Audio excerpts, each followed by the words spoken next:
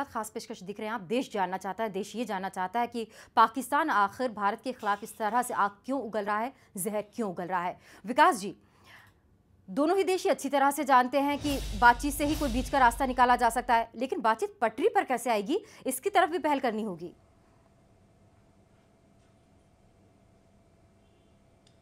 मुश्किल ये है, देखिए अभी पाकिस्तान की नेशनल असेंबली ने जो निंदा प्रस्ताव पारित किया है, दरअसल उसके बिटवीन द लाइंस में अगर आप जाएं और उसको गौर से पढ़ें तो ये आपको पता चलेगा कि मियां नवाज शरीफ की सरकार बिल्कुल आखिरी दौर में है और मियां नवाज शरीफ कोई ताज्जुब नहीं कि बहुत जल्द नजरबंद कर दिए जाएं वहां की फौजियों वहां की आर्मी के जरिए और वहां पाकिस्तान में फौजी हुकूमत फिर से बहाल हो जाए।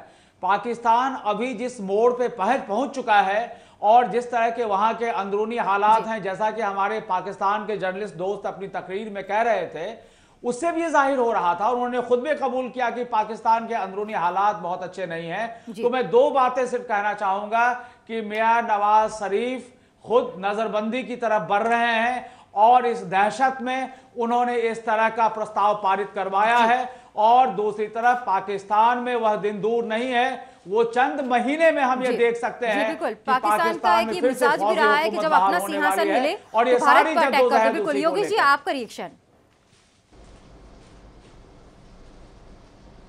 ये देखिए, मैं अपनी बात को फिर दोहरा रहा हूँ कि पाकिस्तान और भारत के बीच कोई बातचीत से हल निकलने वाला नहीं है, क्योंकि इतिहास ये बताता है जब जब बातचीत हुई तब तब हालात ख़राब हुए और भारत के साथ पाकिस्तान ने विश्वासघात किया।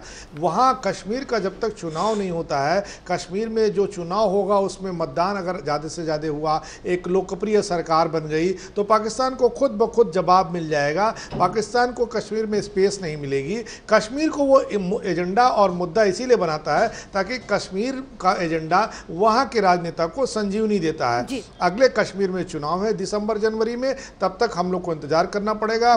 इस तरह की पाकिस्तानी हरकतों के लिए तैयार रहना पड़ेगा। पाकिस्तान के जो हमारे साथी कह रहे थे, बात बता रहे थे, बहुत अच्छी बात कर रहे थे। बहुत दिनों बाद मैंने पाकिस्तान के किसी पत्रकार को इतनी साफ सुथरी बात करते देखा, पर उन्हें ये दो तीन चीजों का ध्यान देना चाहिए। क्या वजह है कि बिलावल भुट्टो ये कहते हैं कि कश्मीर भारत का हिस्सा, पाकिस्तान का हिस्सा है? क्या वजह है कि उनका सेना का प्रमुख जो है, सेना की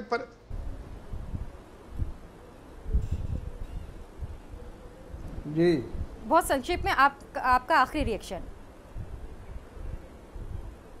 जी, मेरा कहना यह है कि जो सेना पर दबाव है हमारी, वो सेना निपट लेगी, लेकिन हमारे नेताओं को चाहिए कि बातचीत का रास्ता खोलें और पाकिस्तान के नेताओं को भी चाहिए कि बातचीत का रास्ता खोलें। सिर्फ कश्मीर के चुनावों का इंतजार न करें, क्योंकि इस इंतजार में अगर कोई बड़ी घटना हो, पड़ोसी मुल्क है, भविष्य भी तलाशते हैं और मजबूरी भी, दोनों को साथ भी चलना होगा, तो क्यों ना दोस्ती के रास्ते ही आगे बढ़े। हमारे साथ खास मेहमान जुड़े, आप सभी का बहुत बहुत शुक्रिया। और आगे बढ़ते नजर इस वक्त की सुर्खियों पर। हेडलाइंस के सह प्रायोजक है